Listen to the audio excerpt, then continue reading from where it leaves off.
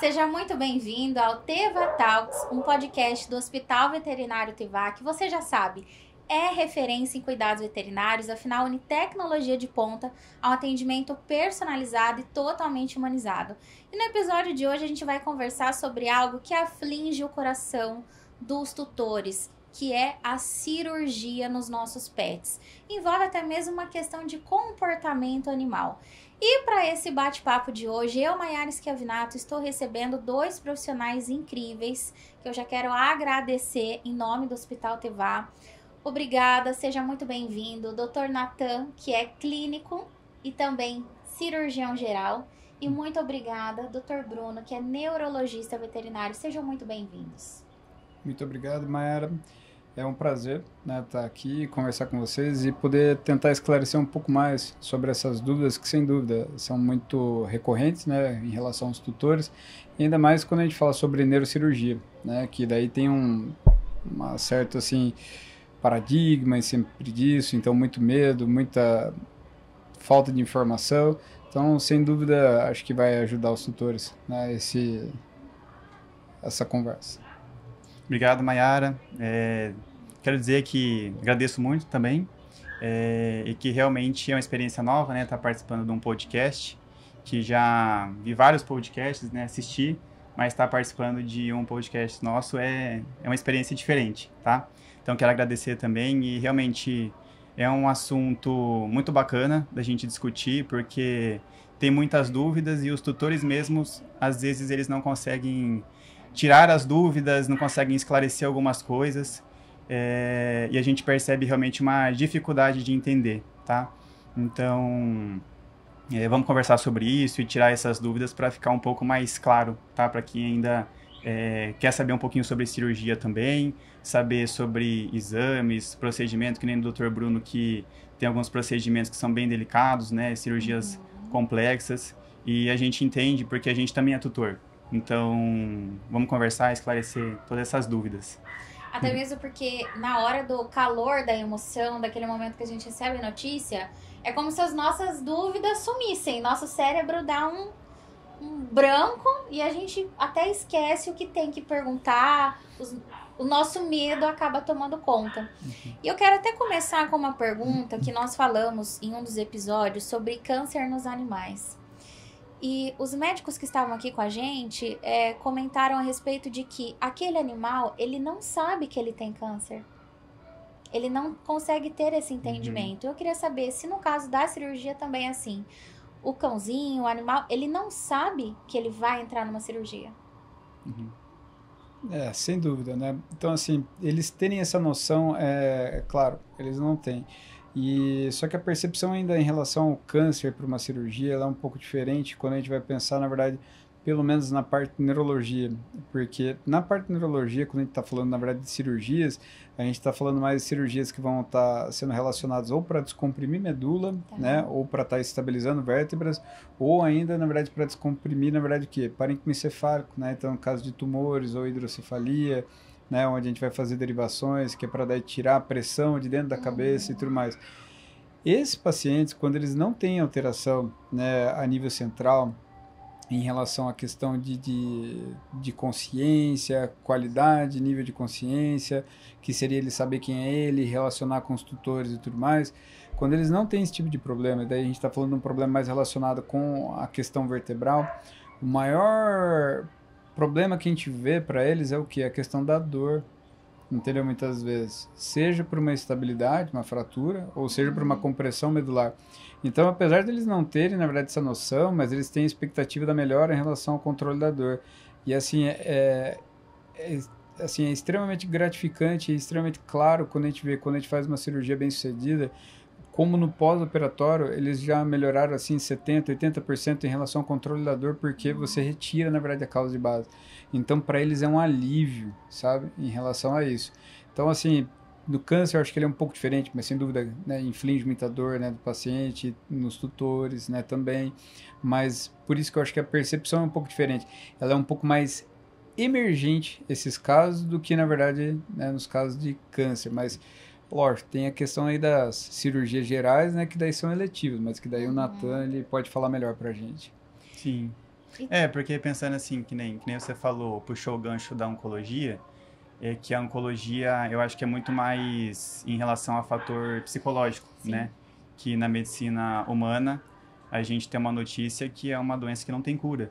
E isso é a mesma coisa na medicina veterinária, só que realmente eles não sabem que ele tem um problema e que é um problema grave, né? Então, tem casos de oncologia que realmente o tratamento é cirúrgico e tem alguns casos que, na verdade, não, que é algumas medicações que a gente vai fazer. Mas, claro, pensando na parte cirúrgica, muitas vezes eles não sabem que vai ter um procedimento, mas ele sabe que ele está no hospital veterinário, ele sabe que tem pessoas que realmente ele não conhece, que estamos fazendo alguns exames que eles não entendem. Então, acho que é muito mais a parte da ansiedade, né? E que nem o Bruno falou, da parte da neurologia, eu vejo que realmente o animal ele tá o quê? Sentindo dor, quando a gente pensa em coluna, né? E a cirurgia é justamente para isso, para tirar essa dor, o animalzinho voltar a andar. Pensando na cirurgia geral, que daí a gente entra, né, nas cirurgias que a gente mais fala, as mais comuns, por exemplo, castração. Realmente ele não sabe que ele vai passar por uma castração, né? Mas ele sabe que ele tá num lugar diferente, que alguma coisa vai acontecer, tá? Mas realmente eles não têm essa parte emocional, né? De saber ficar nervoso, de não saber se o procedimento vai dar certo. Na verdade, quem fica assim somos nós, tá? Mas é mais pensando desse lado.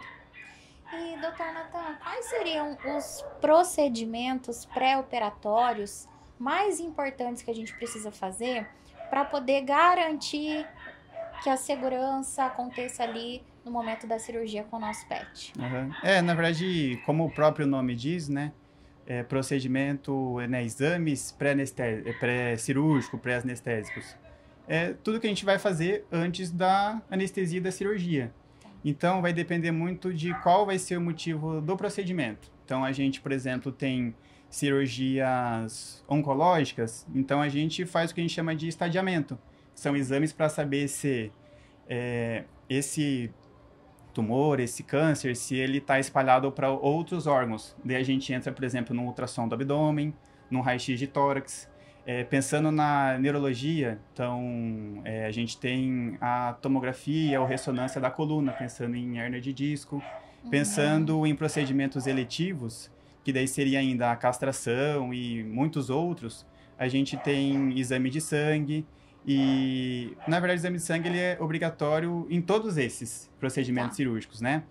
E muitas vezes também, dependendo de como é a ausculta, né, que a gente faz do coração, pulmão, a gente vai decidir se também é necessário fazer um exame cardiológico, dependendo também da idade do animalzinho. Então, por isso que depende muito de qual vai ser o procedimento. Mas tem exames pré-operatórios que a gente com certeza vai fazer, que é pelo menos um exame de sangue básico, avaliando função renal, função hepática, as células vermelhas. Então, esse com certeza a gente vai pedir para realmente ter uma segurança, né? Então, a gente começa a se preocupar no pré-operatório. Então, para a gente conseguir um transoperatório e um pós-operatório de sucesso. Então, isso é importante. Perfeito. E nesse momento, eu quero até reforçar que nós temos que ter esse cuidado de onde a gente leva o nosso animal, nosso pet, nosso filho de 4 patas, para fazer toda essa parte de cirurgias, pré-operatórios. Você sabe que você pode contar com o Hospital Tevá, que tem profissionais incríveis que realmente podem cuidar e te ajudar em momentos que são muito delicados como esses. E, Dr. Bruno, eu gostaria que você trouxesse até mesmo como um alerta pra gente, quais são os sinais que de repente a gente pode observar que o nosso cão, que o nosso gato tá com algum problema neurológico. Certo. Tá ok. Olha, principais coisas são mudança de comportamento ou mudança, na verdade, de coordenação, que muitas vezes, na verdade, são confundidas com problemas ortopédicos, como claudicar, mancar, ter alguma dificuldade, na verdade, de se locomover. Então, assim, isso é diferente do que você ter uma incoordenação. Tá. Outras coisas, por exemplo, que você pode ver, na verdade, uma incoordenação é inclinação de cabeça desse paciente. Você pode ver ele andando mais para um lado do que para o outro. Perder uma parte visual dele, seja de um olho ou dos dois, mas e principalmente essas alterações que vão, na verdade, assim, está mais ligadas à parte de qualidade de consciência e nível de consciência, são as principais alterações em relação à parte neurológica e, é lógico, a coordenação. Por exemplo, quando a gente fala de qualidade de consciência, a gente está falando, na verdade, o quê? Sabe quando a gente chega em casa e o nosso cachorro, ele ouve aquele barulho lá, ó, do carro lá, ele já reconhece, ele vai na porta e já vai me fazer festa para você? Sim. Se ele parar de fazer isso. Se ele, na verdade, não conseguir ouvir direito, ou ele não ter mesmo tipo de reação, ou quando você chama, ele olha para o outro lado. Isso são, na verdade, o quê? Já alterações de qualidade de consciência. Quando, por exemplo, ele vai, na verdade, fica olhando para a parede, ou então quando ele, na verdade, está na hora de comer, ele já perdeu essa noção, começa defecar, urinar em momentos que não era para acontecer, ou faz ainda o que é muito comum também na medicina humana, né, tipo com nós, que é fazer uma coisa que chama de troca de círculo circadiano. O que quer dizer isso? É quando a gente troca o dia pela noite, né, que são os casos de demência. Então, ou seja, o paciente ele fica muito mais ativo durante a noite do que de dia, e durante o dia ele fica, na verdade, o que? Mais apático, mais, assim, sonolento e tudo mais. E quando a gente fala de nível de consciência, é exatamente isso, é a capacidade dele despertar. Então, se você chama ele, ele já levanta, ele vai atrás de você, ou não, você chama, ele continua dormindo, ou se você mexe com ele, daqui a pouquinho ele volta a dormir. Isso é uma depressão, interior de consciência, não é porque ele, né, perdeu a namorada, nem nada disso, tô brincando, mas é porque, na verdade, o que? É um nível de consciência que deprimiu. E isso são sinais clínicos, na verdade, muito importantes pra gente. E, lógico, inclinação de cabeça e, como eu falei, incoordenação. E como que a gente vê em coordenação? Vou dar uma analogia bem boba, mas sabe quando a gente, né, tá com assim, uma perda de equilíbrio, a gente fica caindo para um lado, ou a gente começa a trançar a perna? Exato, é exatamente isso. É exatamente isso que acontece. Você viu esses sinais clínicos? Isso é algo que já está sendo relevante. Então, por exemplo, até puxando um gancho que você tinha falado aqui com o Natan, e é assim extremamente importante fazer esses exames, né, tipo pré-operatório, fazer toda essa avaliação, por quê? Você tem que olhar o paciente como um todo. O que eu ouço, na verdade, muito recorrentemente? Por exemplo, o paciente ele tem um problema e ele tem às vezes 13, 14 anos. Ah, mas ele é muito idoso. Ele não vai aguentar a cirurgia. Então, o que faz a gente ter, na verdade, um bom resultado, na verdade, na cirurgia? Não é só a questão, na verdade, do quê? Né? Do procedimento, né? E naquele momento. É, na verdade, também as complicações que a gente vai ter num período que a gente chama de perioperatório, que ele começa desde antes até o final da cirurgia, mas que pode, na verdade, se prolongar até 6 meses depois da cirurgia. Por exemplo, não é comum a gente ouvir aqueles pacientes que, humano, faz uma cirurgia e depois ele acaba desenvolvendo insuficiência renal aguda? Exato. Então, por isso que a gente tem que fazer o quê? Uma avaliação pré-operatória muito bem feita, que daí inclui o quê? Avaliar a função hepática, renal, saber se aquele paciente tem outras comorbidades, para daí a gente direcionar tanto o anestesista, como também no pós-operatório, quais medicações a gente vai fazer para a gente ter o melhor resultado e evitar outras complicações. E a gente já precaver em relação a isso. E, quando possível, tratar isso antes, para ajudar esse paciente para depois, quando for submetido ao procedimento, melhorar esse quadro, entendeu? Então, por isso é muito importante também ter o quê? A avaliação do anestesista, entendeu? Eu vejo que isso falha em muitos lugares, né? Às vezes não tem uma avaliação pré-anestésica, não só do cardiologista e da nossa parte, mas também do anestesista. Então, todos os nossos casos, a gente sempre, na verdade, discute, conversa muito bem, na verdade, com o anestesista, fala sobre, na verdade, as características do paciente, como que estava a pressão, como que estavam os exames, e isso vai, assim, dar um norte totalmente diferente, entendeu? Para o procedimento e para o pós, o que ele espera em relação àquilo, para ele já se, entendeu? Precaver nas possibilidades de complicações que ele pode ter, tanto no trans como no pós-operatório. Doutor Natan, eu queria saber o seguinte, no caso de fazer o pré-operatório, de repente encontrando uma comorbidade, é importante a gente tratar essa comorbidade antes de ir para uma cirurgia? Se a gente for falar assim do geral, acho que é importante também entender quais são os tipos de cirurgia. Tá. A gente tem cirurgias que a gente classifica como eletiva, cirurgias que daí a gente classifica também como terapêutica ou urgente, e cirurgias também que são de emergência. Então, com certeza, a gente vai fazer exames em todas elas. Mas o que vai mudar é em relação à urgência que a gente vai precisar fazer esses exames. Uma castração, a gente consegue agendar, uma castração eletiva, né? Tá. Quer dizer que meu animalzinho está bem, mas eu fiquei sabendo que seria bom a gente fazer a castração, eu vou lá, levo, para uma avaliação, vai ser pedido alguns exames, e dentre esses exames a gente vai pedir como se fosse o exame de sangue, dependendo ou não o exame do coração, mas não nada que seja para o mesmo dia. Pode ser feito, agendado esse procedimento cirúrgico quanto o exame de sangue. Quando é um procedimento terapêutico ou urgente, a gente ainda tem uma certa pressa, mas a gente não precisa esperar tanto. Talvez a gente vai fazer no dia seguinte, a gente vai deixar o animalzinho internado para, de repente, estabilizar, para fazer esse procedimento. E o procedimento de emergência é muitas vezes aquele que o animalzinho está correndo risco de vida se a gente demorar muito tempo, né? E claro, tem alterações nos exames que elas são em virtude do problema que ele tem e em virtude da cirurgia que ele vai precisar fazer. Então, a gente tem que avaliar se, do aspecto geral, a gente estabiliza esse paciente primeiro, investiga melhor se ele tem alguma outra doença, algo infeccioso, tá? Que é muito comum. Ou se não, todo esse problema que ele tem é em virtude da cirurgia que a gente vai precisar fazer para corrigir, tá? Então, por isso que cada caso é individual, e a gente até fala que nenhuma cirurgia é igual a outra. Então, cada cirurgia tem suas particularidades, a gente tem algumas complicações diferentes, mais facilidade, mas realmente nenhuma cirurgia é igual a outra, tá? Mesmo falando até da castração. E a medicina veterinária, ela avança a cada dia. Existem também técnicas minimamente invasivas, Dr. Nathan? Sim, tem. Cada vez mais a gente está avançando, isso é muito bom. A gente ainda, na verdade, está muito atrás da medicina humana, né? Então, tem muitas coisas na medicina humana que estão muito mais atualizados e, enfim, a medicina veterinária está buscando, né? Está trazendo equipamentos novos.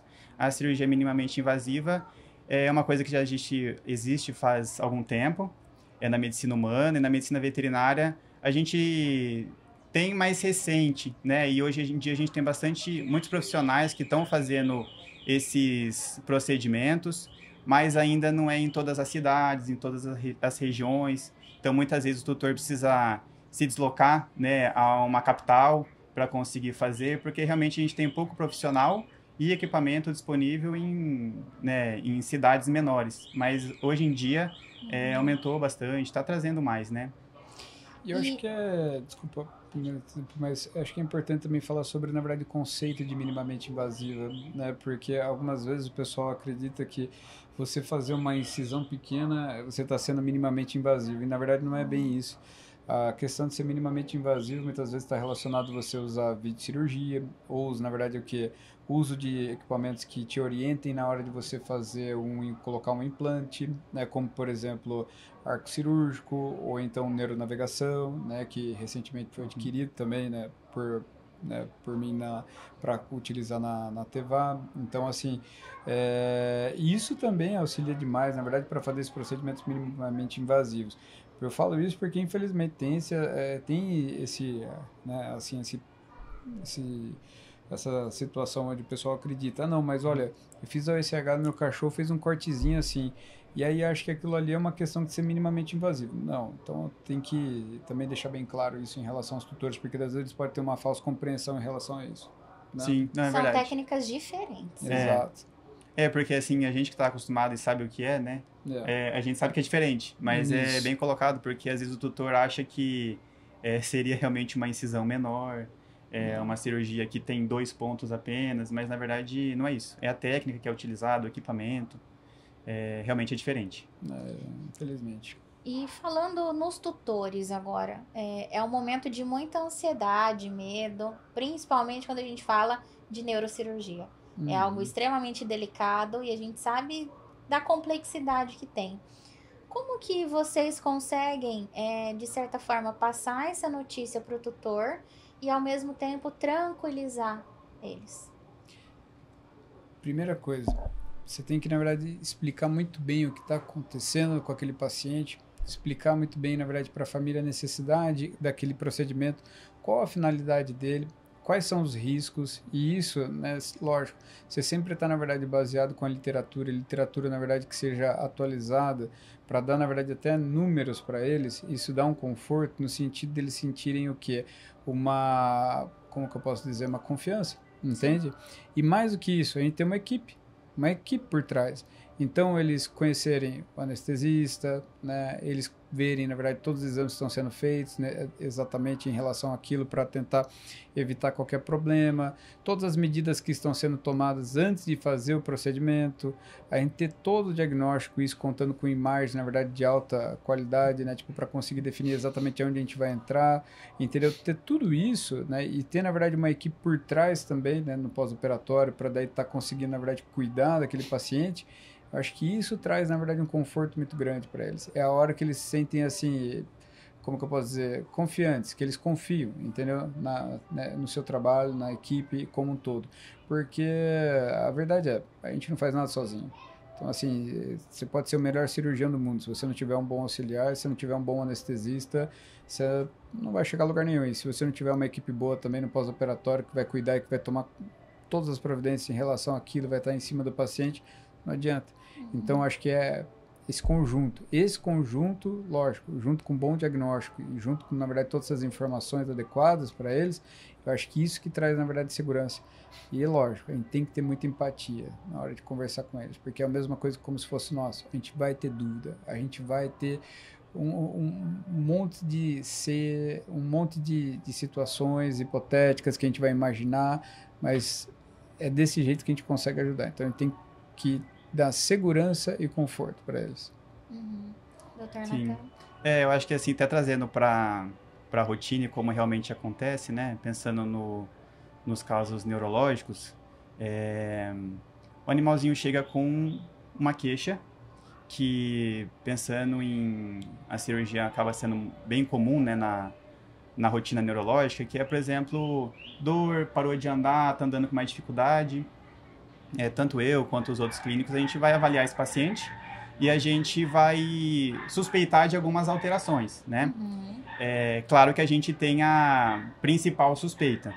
E baseado nessa suspeita, a gente já vai conversar com o tutor, já vai fazer algumas atendimento inicial, vai pedir alguns exames, e quando eu suspeito que realmente é algo neurológico e não ortopédico, que acaba sendo bem confundido na nossa rotina, a gente fala para o tutor qual o provável problema que está acontecendo com aquele animal e a gente passa para o neurologista, que no caso é o Dr. Bruno.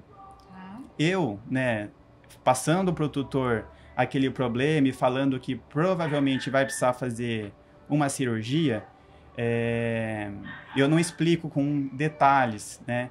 Eu não consigo, porque não é a minha rotina. Eu não tenho vários casos desses que eu operei e que foram bem sucedidos, de casos que o pós-operatório, né, satisfatório, que o animalzinho voltou a andar em determinado tempo. Então, porque não é da minha rotina, né? Então, quando o Dr. Bruno ele atende esses casos e realmente chega no diagnóstico de que vai precisar operar e é realmente a coluna, ele consegue explicar com muito mais detalhes, puxa casos clínicos que ele já teve sucesso, e o tutor se sente muito mais confortável, porque cada um tem sua especialidade, né? Então, o neurologista ele vai saber muito bem daquela parte neurológica e vai saber muito bem da conduta, qual procedimento vai ser melhor, se vai ser feito uma incisão maior, vai ser feito dos dois lados, em cima. Ele vai saber dizer em quantos dias o animalzinho deve voltar a andar, se ele vai voltar a andar também ou não. E eu sinto que o tutor sente muito mais confiança quando ele é realmente atendido por alguém que sabe o que está fazendo, que tem vários casos, né? E que tem sucesso com eles. Que são situações muito específicas, né? Então a gente também tem que tratar com o profissional que ele foi, que ele estudou realmente para fazer, como o caso do Dr.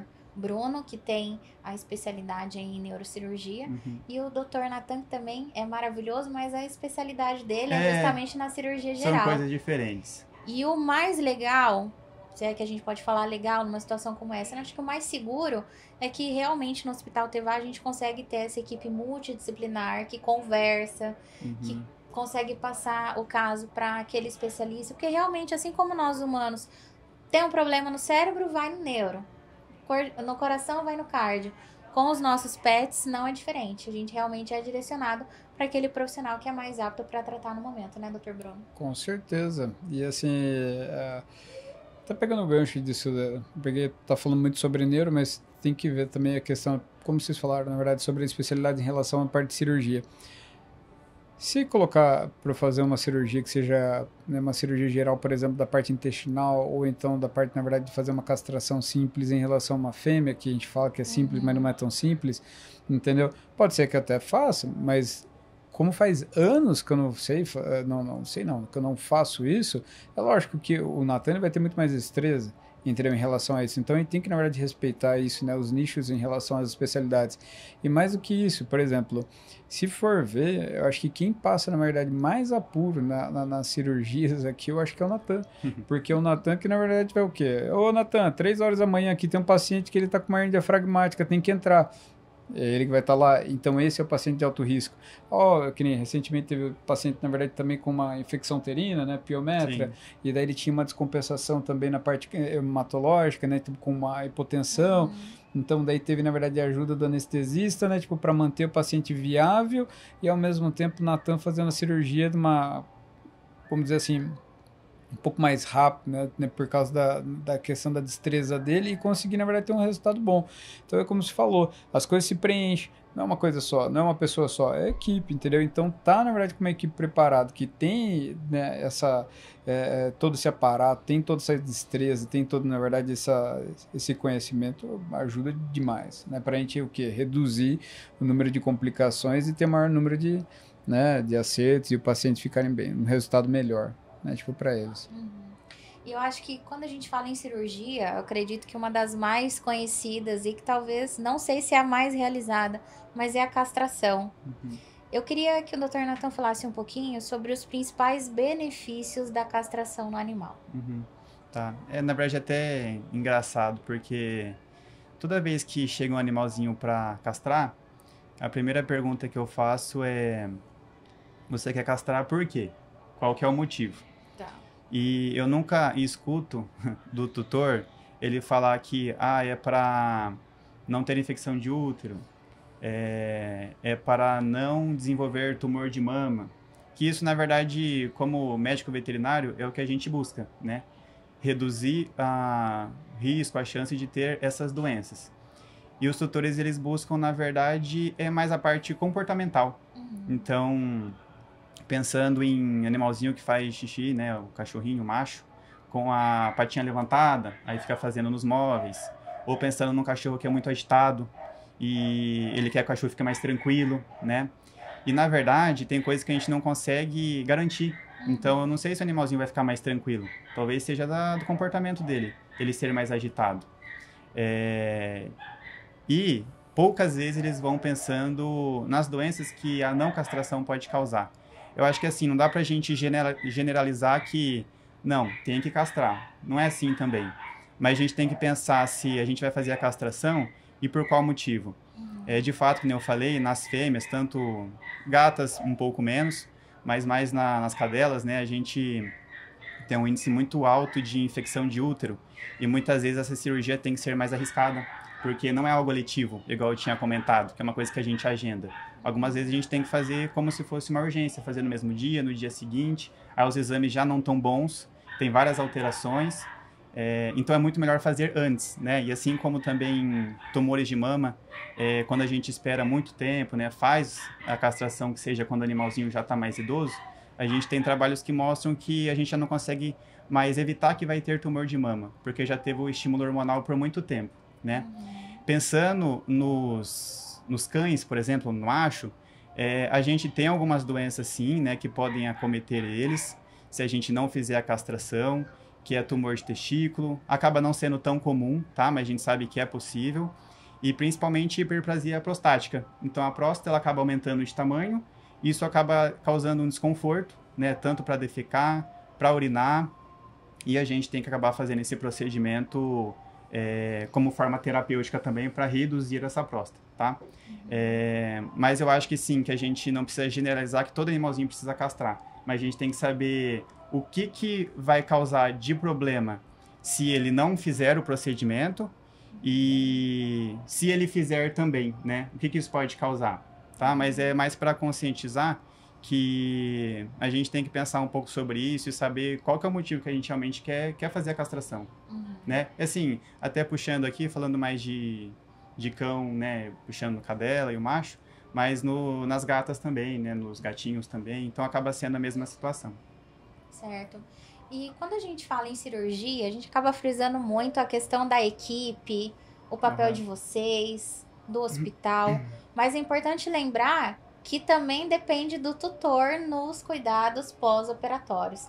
Eu gostaria que os dois conversassem um pouquinho com a gente sobre os principais cuidados que nós, como tutores, precisamos ter nesse pós-operatório. Se for falar sobre neurocirurgia, o principal, né, que é a mais comum de todos, que é de hernia de disco, é o quê? Repouso. Que é o mais difícil. Nossa, mano, é o mais difícil para fazer, entendeu? Que daí é o que eu sempre falo para os tutores. O repouso, ele é extremamente necessário, por mais que você tenha descomprimido, estabilizado, na verdade, totalmente a vértebra, né? Mas você precisa para fazer uma boa recuperação, senão o paciente ele vai acabar, na verdade, assim, se arrastando, gera outros, na verdade, ferimentos, força a região onde foi operada, então isso não é benéfico para eles. E tem muito cachorro que é muito ansioso, porque daí você tirou a dor deles, eles estão querendo o quê? Correr, sair, ir para um lado para o outro, porque você tirou o problema deles, eles acham que eles estão novo, entendeu? Então você tirou a dor, eles vão se arrastar. E aí, às vezes, você tem que usar ansiolítico e tudo mais também para tentar, na verdade, diminuir um pouco a atividade deles no início, principalmente Bulldog, é o mais comum. E aí, o que eu sempre falo é restrição de espaço, entendeu? Porque como eles são, na verdade, assim, muito ligados com a gente, você vai para uma sala, fecha a porta, né? Se deixar aberto e daí ele tem acesso para a garagem e alguém tocar a campainha, ele vai correr para lá, entendeu? A mesma coisa se tiver num quarto, alguém tocar uma campainha e você mora num apartamento. Então, assim, só que se você tiver com ele, ele vai ficar bem. Agora, se ele estiver sozinho, ainda não dá certo. Então, assim, esse tipo de cuidado é muito importante e, sem dúvida, uma coisa que, assim, pelo menos para os meus pacientes é fundamental, fisioterapia. Fisioterapia, né? E assim, e o cuidado de higiene deles, seja com fazer a evacuação, né, tipo de urina, fazer massagem para conseguir liberar isso, conseguir, na verdade, passar pomada para ele não deixar ele ficar assado, trocar ele várias vezes, né? Ajudar às vezes para alimentação na fase inicial, manter muito bem hidratado. Então tudo isso complementa, mas fisioterapia é algo assim importantíssimo.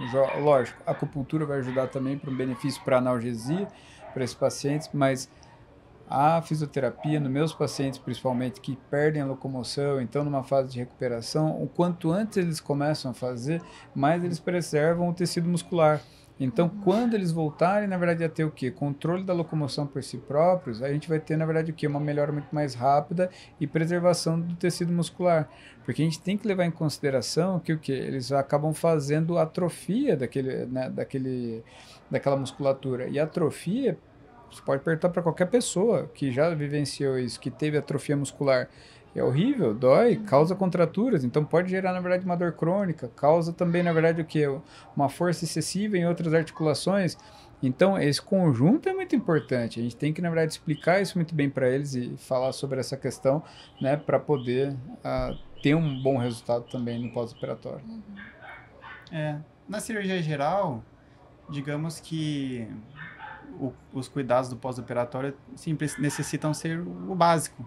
Então, o tutor conseguir dar a medicação na dose certa, na frequência certa, conseguir fazer a limpeza dos pontos, se precisar de repouso, fazer com que realmente esse animalzinho fique de repouso. Mas a gente vê que algumas vezes mesmo o básico, algumas pessoas têm dificuldade, né? Ou até mesmo prefere não fazer, porque tá difícil, não vou fazer não, aí depois não fala pro médico veterinário, né? E às vezes não melhora, aí a gente vê infecção de ponto, ou seja, a infecção que não se resolveu, mas se a pessoa tivesse dado o antibiótico certinho, tinha dado certo, né? E a gente, né, como cirurgião, fica um pouco frustrado, porque a gente fez nossa parte, né? Então, assim, o doutor tem que fazer a parte dele também, não é difícil.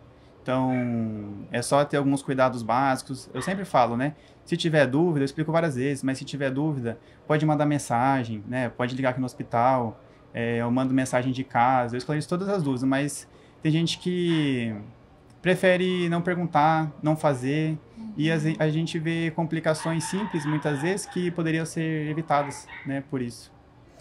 Doutor Bruno, como que a tecnologia hoje, seja de imagens, tomografia, como que elas ajudam a ter uma cirurgia mais segura, mais precisa? Qual o papel delas? É fundamental, né? Assim, a primeira coisa é o diagnóstico.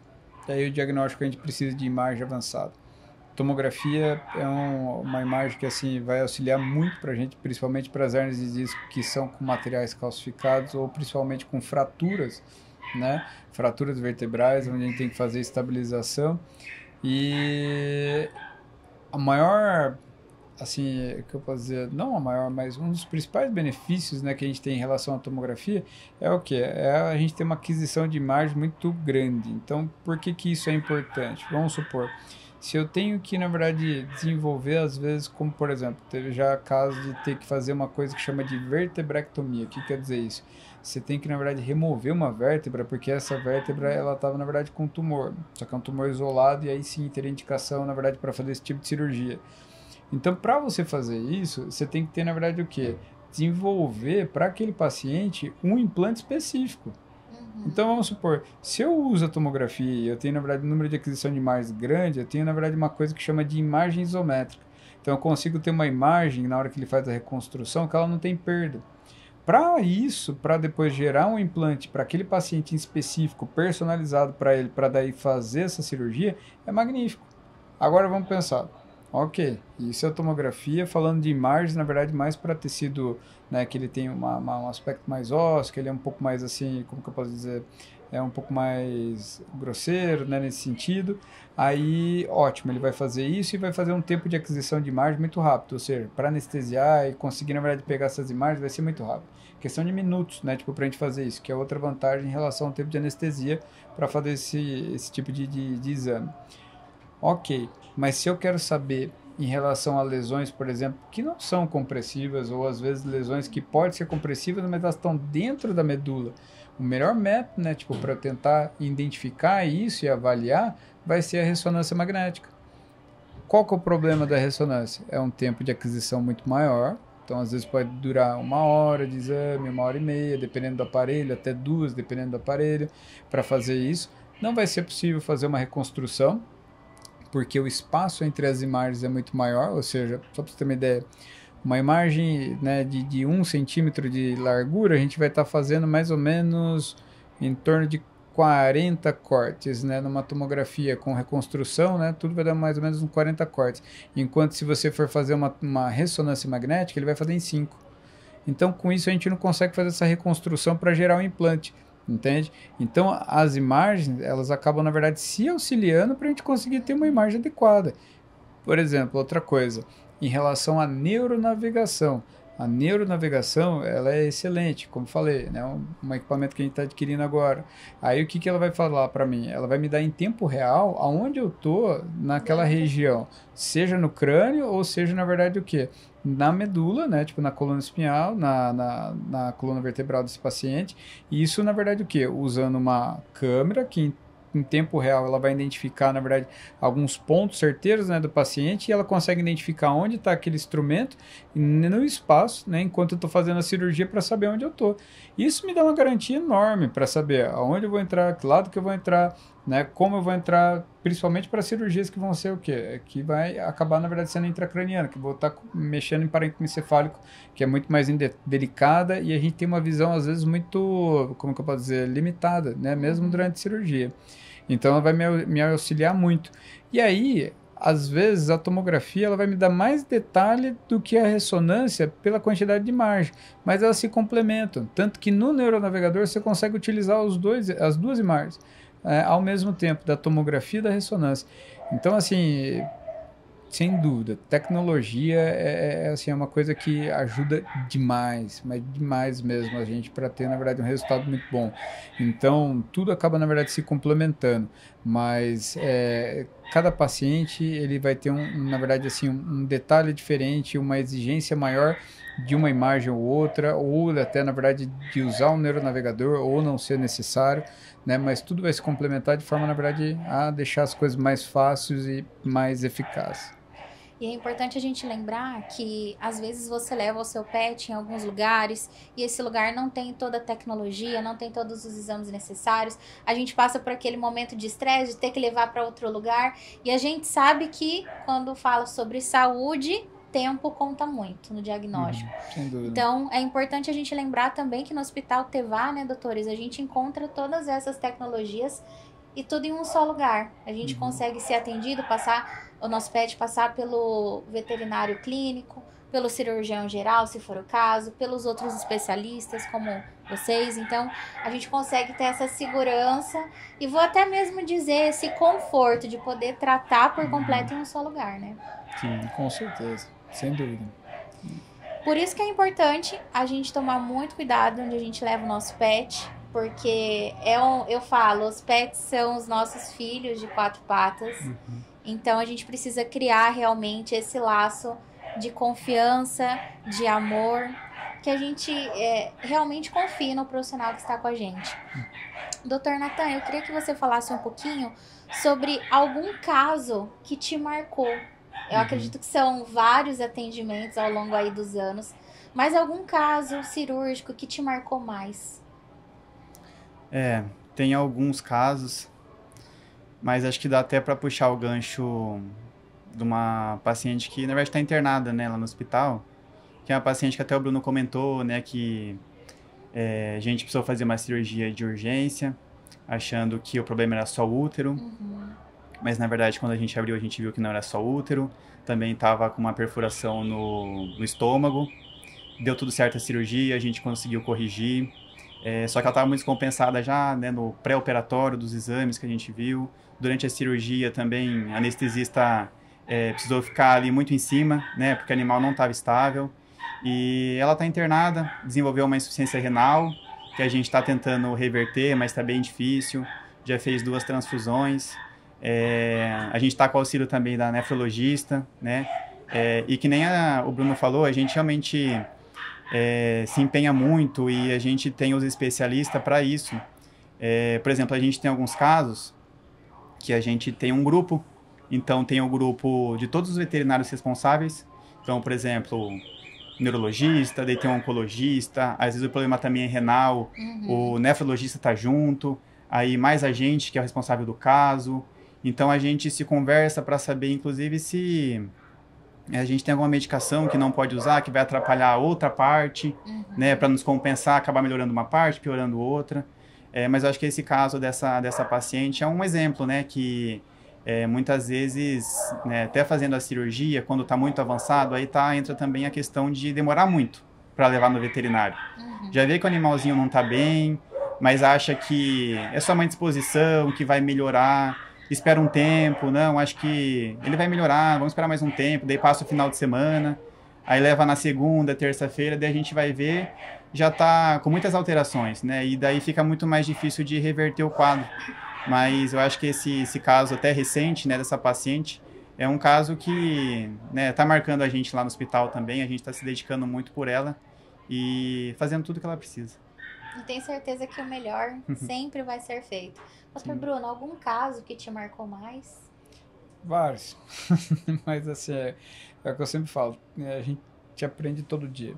A gente aprende todo dia com eles, né, com todos esses casos, porque é como o Nathan falou, a gente tá, na verdade, quando tá nesse grupo de discussão e tá aberto para essa discussão, a gente tá, na verdade, o quê? Ajudando uns aos outros e a gente tá aprendendo ao mesmo tempo. Então, por isso que é importante a pessoa estar aberta, na verdade, para ter isso, porque ninguém sabe tudo. Então, quando a gente tem uma equipe multidisciplinar, na verdade, as coisas se somam. E acho que um caso recente que, assim, né, me chamou muito a atenção é aquilo. A gente sempre tem aquela sensação assim, ó, não, nunca aconteceu, nunca vai acontecer, não, isso aí é tranquilo, nunca acontece.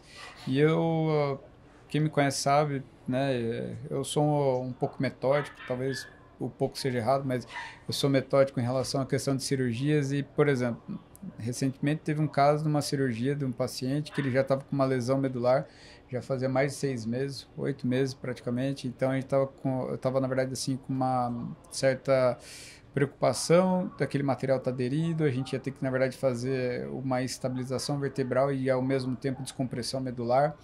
ele é um paciente que era braquicefálico, é um pug, né? Então tem aquele focinho chato, tem problema respiratório.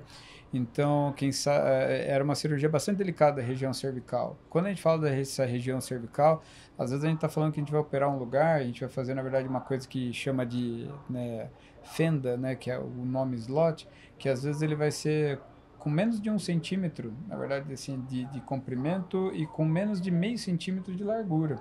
Porque mais que isso a gente causa instabilidade, pode pegar vasos importantes e causar sangramento.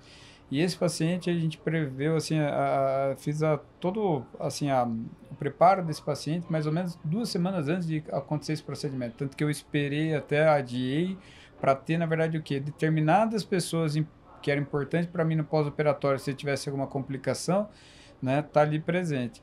E, inclusive, o anestesista, né, que usasse o ventilador, né, a ventilação mecânica. E foi exatamente isso que aconteceu. A gente fez a cirurgia, né, foi tudo um brinco, ótimo, maravilhoso, sem problema nenhum, né, no começo da manhã sempre, não teve nenhum problema, assim, de sangramento, estabilizamos, né, fizemos toda a descompressão medular dele, perfeito. No pós-operatório ele estava voltando bem, estava tudo tranquilo, entretanto ele fez uma coisa que chama de edema de glote. O que quer dizer isso? Ele fez um edema, né, na região, né, da faringe e da laringe, e aí na glote também, e ele não conseguia respirar de forma adequada. O que foi necessário fazer esse paciente? Porque se eu não tivesse preparado tudo isso, infelizmente ele ia ter morrido aonde? No período que eu falei para você, que é o quê? O perioperatório. Não é no operatório, é no perioperatório, entendeu? E aí o que aconteceu? Aí, imediatamente, o anestesista viu que estava naquela situação, ele falou, não, a gente vai ter que, na verdade, esperar ele para, né, desentubar. Esse paciente foi mantido na ventilação mecânica por mais ou menos 4 a 5 horas após o procedimento. A gente fez, na verdade, todas as medicações para reduzir o edema, né, e melhorar aquela condição clínica. O paciente acordou bem, ótimo. Menos de 1 hora depois que a gente desentubou ele, estava comendo dentro do canil. Então, assim, é isso que eu falo, que é a questão, na verdade, de você ter equipe, você ter gente preparada e você tá pensando, na verdade, o que em todos os cenários, todas as situações. Então, quando a gente entra numa cirurgia, a gente tem que pensar no plano A, B, C e D. Então, a gente sempre tem que entrar, na verdade, com tudo isso e com esses aparatos, né, ao nosso favor, para a gente evitar qualquer problema para eles. Doutor Bruno, tem alguma raça que é mais propensa a ter doenças neurológicas? Infelizmente tem. Infelizmente tem. Braquicefálicos em geral, eles têm uma tendência muito maior de ter problemas neurológicos. Mas pacientes com alterações em coluna, por exemplo, Bulldog, Pug, mas aí entra também os Dachshund, né, que é os tekelzinhos, que daí o salsichinha, né, porque eles têm o quê? Uma tendência muito maior de ter calcificação do disco e consequentemente ter hernia de disco. Então isso é um problema genético. Aí às vezes até o que é interessante você falar isso, porque tem muito tutor que se culpa, entendeu? Depois já aconteceu isso, mas eu deixei ele brincar, eu deixei ele pular da cama. Lógico, não é interessante deixar fazer isso, mas quem acabou levando para isso, na verdade era uma condição genética, entendeu? Que é na verdade o que? Fazer essa calcificação discal, né? E o disco ele funciona como amortecedor entre as vértebras, e aí infelizmente num excesso de força, pulando, brincando, ele acaba extrudindo.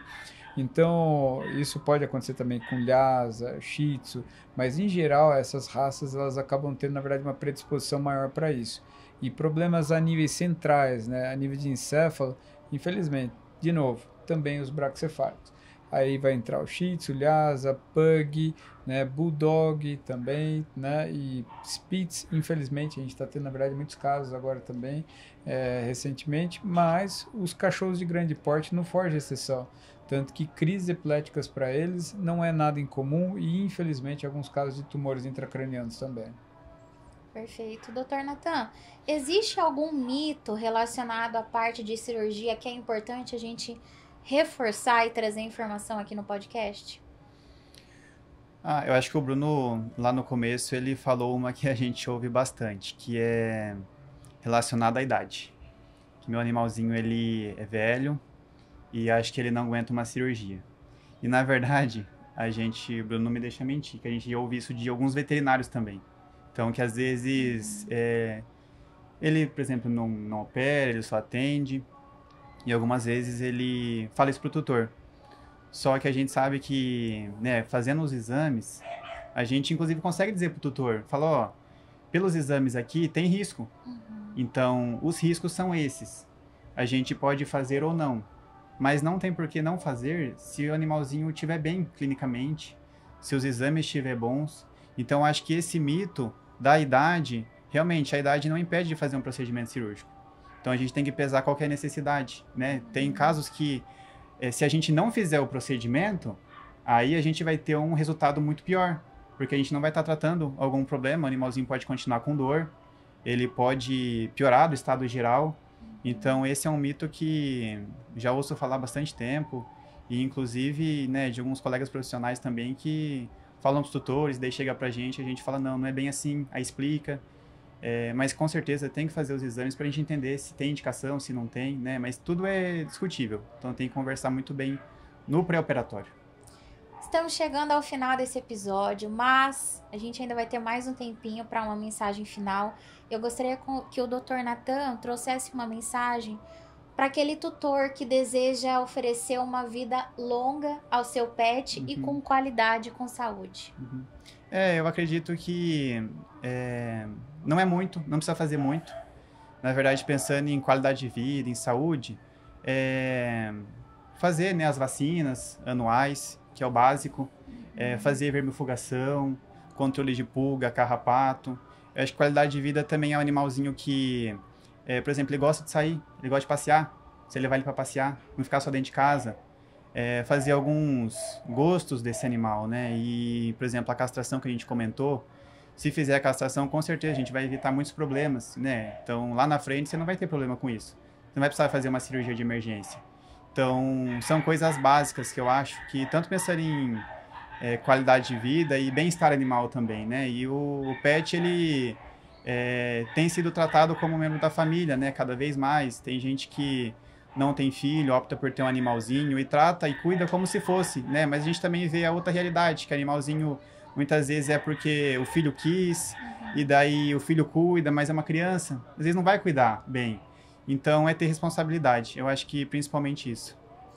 E, Dr. Bruno, qual mensagem você deixa para aquele tutor que recebeu a notícia de que vai precisar passar por uma cirurgia e principalmente uma tão delicada quanto é a neurocirurgia? Poxa, assim, procure se informar, né? Converse com o veterinário, entenda exatamente o que vai ser feito, qual que é o objetivo, quais são as expectativas que vão ter em relação a isso. Entenda que muitas vezes assim as necessidades que nós temos, né, comparado com eles, são diferentes. Então, por exemplo, tem muita gente que fala assim, meu cachorro vai ficar paraplégico.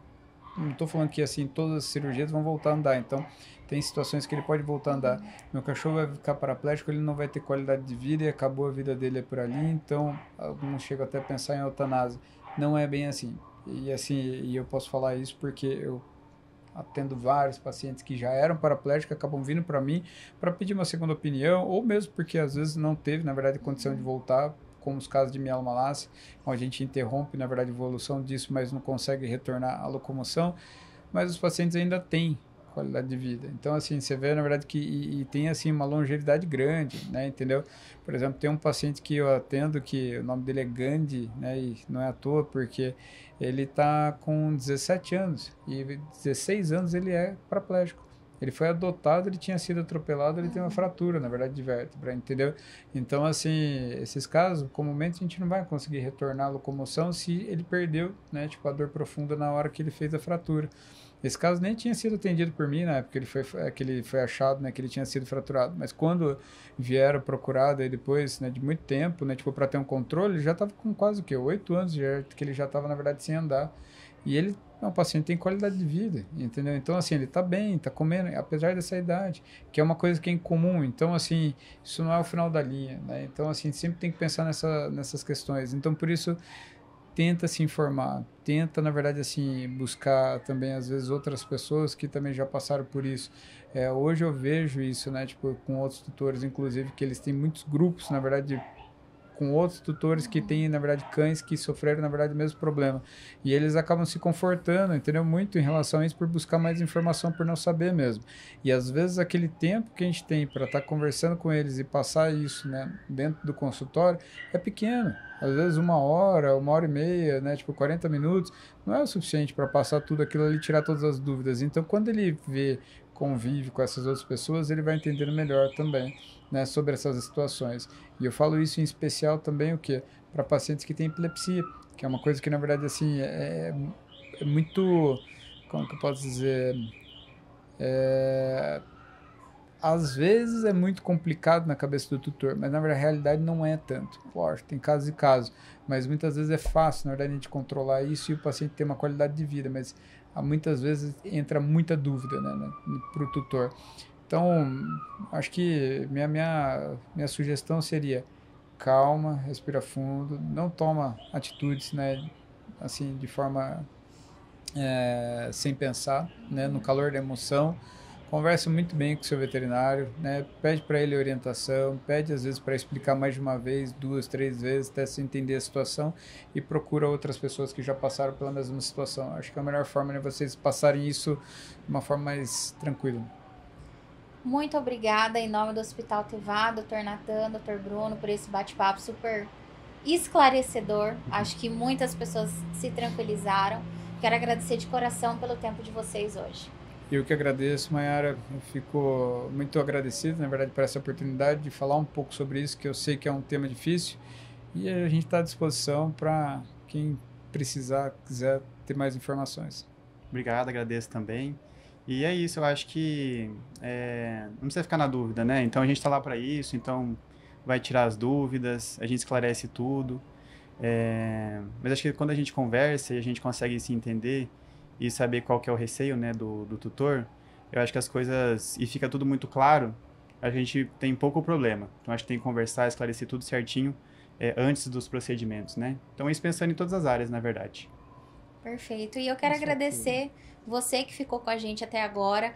E lembre-se de quando precisar levar o seu pet em algum lugar para fazer aquele check-up preventivo, até mesmo em uma emergência, aquela situação que às vezes pra gente é mais complicado.